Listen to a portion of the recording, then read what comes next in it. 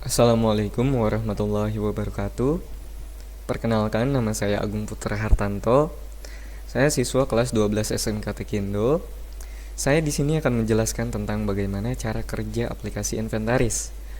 Saya ditugaskan untuk membuat aplikasi inventaris agar memudahkan kepala program maupun penanggung jawab lab untuk mendata barang-barang yang ada di labnya masing-masing.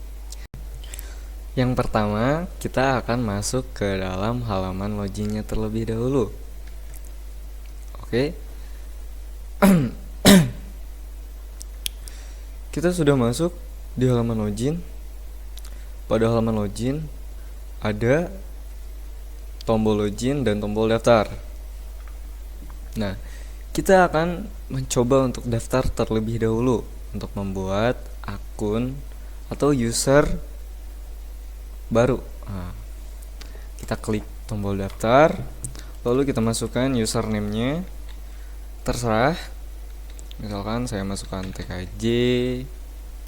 Untuk first name-nya Bapak Satrio Laksono.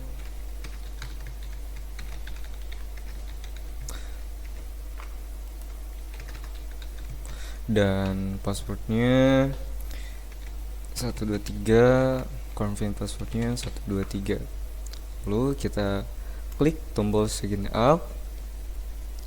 Nah, akan muncul sebuah pesan alert user baru berhasil ditambahkan. Kita klik OK. Nah, sekarang bagaimana caranya kita bisa login ke halaman user atau ke halaman aplikasi inventarisnya? Yang pertama, kita coba dulu untuk login ke memakai username dan juga password yang tadi telah kita buat. Kita masukkan TKJ, passwordnya 123. Lalu kita klik login.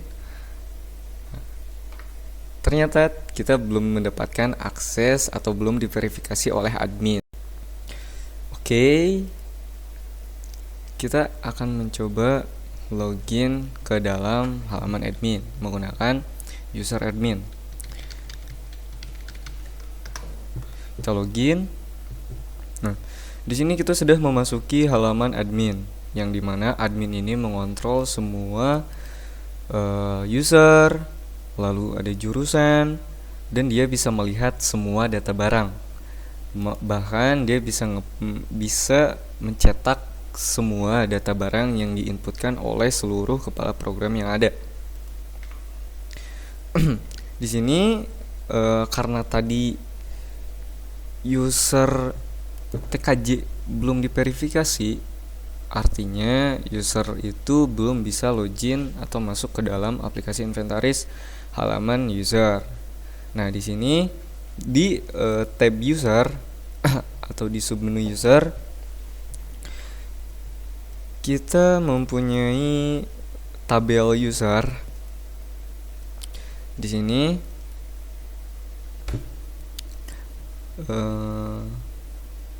memperlihatkan email atau username ya. Lalu ada full name, level, dan juga gambar. Oke. Dan di sini mengapa user tadi yang baru dibuat tidak bisa login? Dia bisa dilihat dari level di sini. Jika levelnya non-aktif, maka dia belum dipastikan bisa login ke dalam halaman user. Nah, bagaimana cara kita bisa mengaktifkan atau memberikan akses ke halaman user baru agar dia bisa login ke dalam halaman user? Nah, di sini kita ada menu setting, option setting, lalu kita edit status. Nah, oh ya maaf, tadi full name-nya saya salah mengetikkan Satrio Laksono ya. Oke, agar lebih terlihat lebih sempurna lah.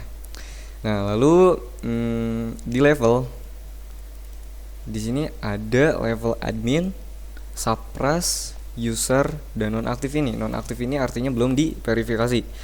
Admin ini adalah dia bisa mengelola semua aktivitas-aktivitas user. Supras ini mungkin kedepannya akan diupdate lagi ya. Jadi untuk Supras ini belum bisa dioperasikan. Nah, jadi kita pilih level user, lalu simpan. Data berhasil diubah, lalu klik OK. Nah, di sini level otomatis terganti menjadi user. Oke.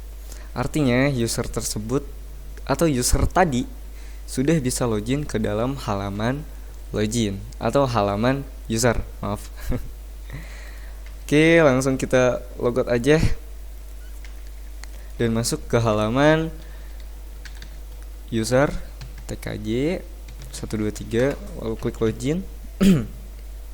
Oke, di sini kita sudah masuk ke dalam halaman user, yang dimana halaman user ini dia hanya bisa menginputkan data barang berdasarkan kode program atau kode jurusan milik dia sendiri. Nah, misalkan Bapak Satrio ini dia kepala program TKJ, maka dia tidak bisa menginputkan atau melihat data barang yang ada pada lab OTKP gitu, atau dia tidak bisa menginputkan data barang ke lab OTKP ya, seperti itu ya. Nah, di sini di halaman dashboard kita akan ditampilkan seluruh data barang, seluruh data barang, lalu ada barang baik dan juga barang rusak. Nah, di sini di di menu data barang kita bisa menambah data barang. Misalkan saya akan menambahkan data barang pulpen atau mikrotik.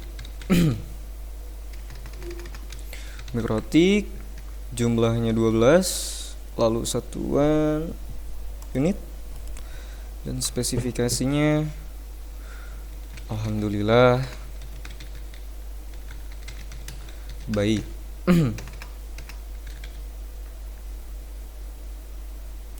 Ini untuk contoh saja ya. Dan saya akan memakai gambar apa saja yang ada, lalu kita simpan. Nah, akan muncul sebuah alert atau pesan data berhasil ditambahkan, lalu kita klik OK. Nah, dan datanya selesai ditambahkan. Kode barangnya TKD 32113, ada nama barang, lalu kondisi, jumlah total, spesifikasi, lalu gambar. Oke. Apa yang bisa diakses oleh user di halaman data barang ini? Yang pertama, dia bisa menambah data barang. Ya, tentu saja. Lalu di setting dia bisa menghapus dan juga mengedit data barang. Ya.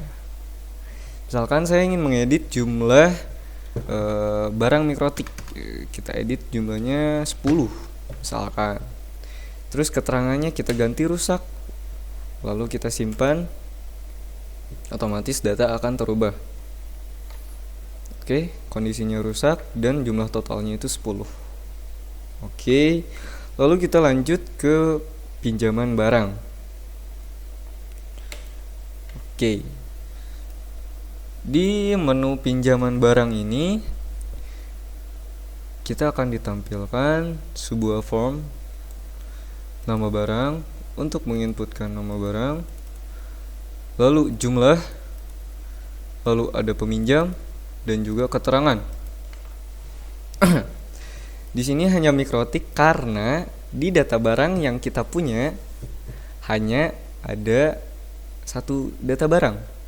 Bagaimana kalau kita tambahkan satu lagi agar data barang menjadi ada 2 di tabel atau di form pinjaman barang? Kita tambahkan lagi PC misalkan, jumlahnya ada 5, satuannya unit atau VCS, spesifikasinya baik. Lalu kita choose file, yang mana aja ya. Lalu simpan. Data berhasil tambahkan, klik OK. Oke. Data barang sudah tertambah ya, sudah menambah. Lalu kita kembali ke menu pinjaman barang. Nah, pada menu pinjaman barang, dia ada Mikrotik dan juga PC. Oke, sudah ada 2 ya datanya. Misalkan saya ingin memilih Mikrotik. Mikrotik itu tadi ada 10 ya jumlahnya. Maka saya ingin meminjam 5. Lalu peminjamnya Agung. Keterangannya saya pinjam, Pak.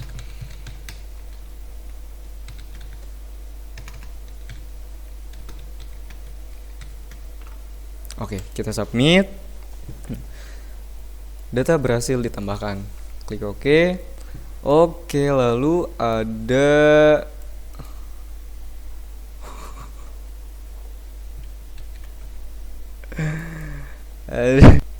ya, oke. Kita tadi sudah memasukkan jumlah, lalu peminjam, lalu ada penanggung jawabnya, Bapak Satrio Laksono sebagai Kepala Program TKJ, keterangannya, lalu ada tanggal peminjaman. Oke, mari kita lihat di data barang. Apakah data barang tersebut akan dikurangi jumlahnya? Ya, pada data barang, nama barangnya Mikrotik, tadi saya inputkan menjadi 10 unit dan sekarang saya pinjam 5, maka hasil akhirnya menjadi jumlah totalnya itu 5. Oke. Bagaimana cara kita ingin mengembalikan data barangnya? Nah, di sini kita ada menu pengembalian. Kita klik aja menu pengembalian.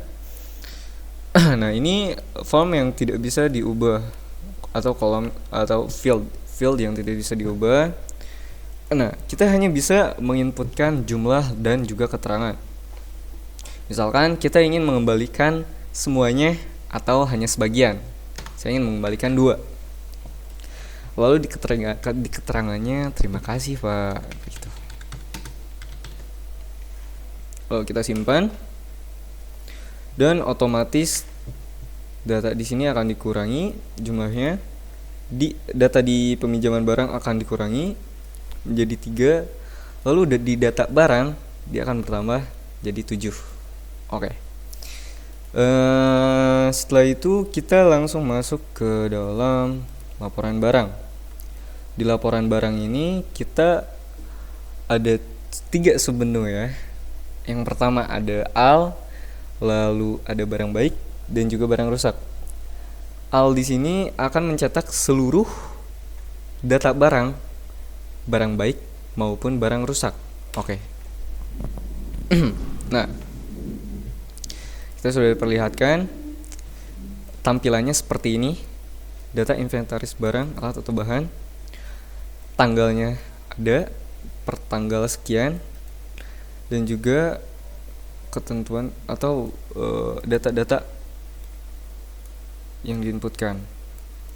Ada kode barang, nama barang, kondisi, jumlah, spesifikasi, gambar, petugas, dan juga tanggal input barang.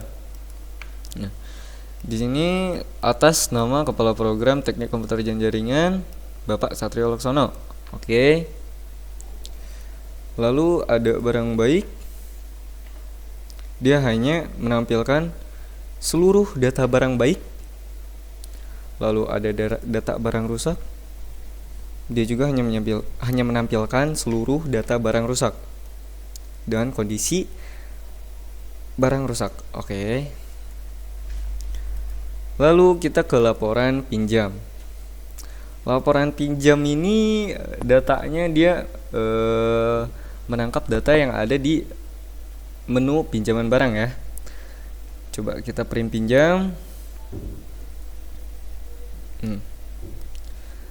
Tadi saya meminjam Mikrotik, jumlahnya itu 3 ya kan. Lalu nama peminjamnya saya sendiri, nama petugasnya Bapak Satrio, teringan saya pinjam Pak. Oke. dan ada penanggung jawabnya, Bapak Satrio Laksono. Coba kita close, lalu kita lihat di riwayat pinjam.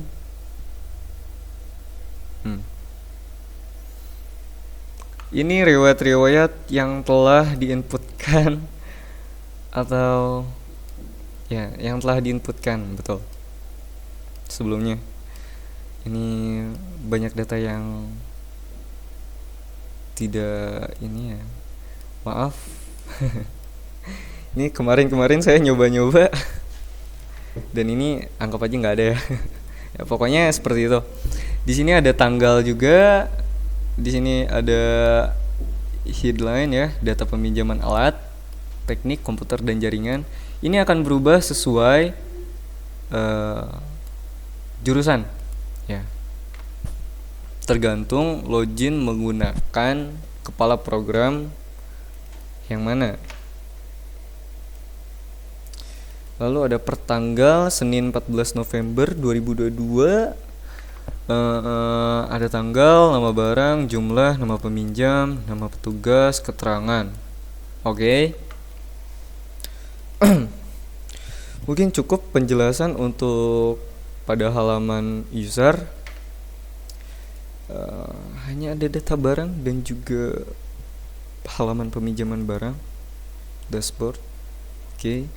Lalu kita akan mencoba kembali ke halaman admin, karena tadi saya hanya menjelaskan tentang bagaimana cara mengakses halaman user yang baru dibuat saja. Oke, atau mengizinkan user baru untuk login ke halaman user. Kita masuk lagi ke halaman admin. Lalu di sini ada dashboard ya. Kenapa halaman dashboardnya hampir sama seperti data barang yang diinputkan di kepala program TKJ tadi? Karena admin ini bisa bisa melihat seluruh data barang pada semua jurusan. Oke.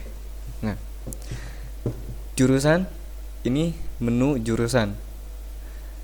Tapi kita akan ke data barang yang terbaru.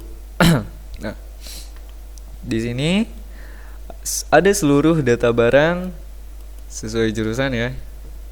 Ini admin dapat mengakses seluruh data barang pada seluruh jurusan.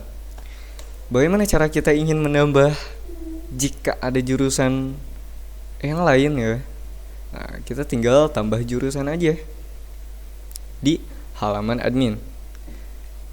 Tinggal kita tambah jurusan. Misalkan kode jurusannya bla bla bla bla.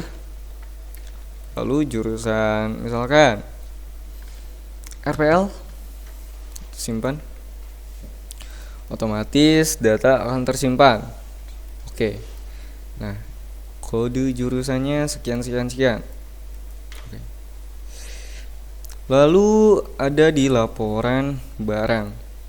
Admin bisa melihat seluruh data barang. Lalu ada menu user. Admin juga bisa mengedit dan juga mengubah password user. Oke. Mungkin sekian dari saya. Maaf jika ada salah kata dan maaf.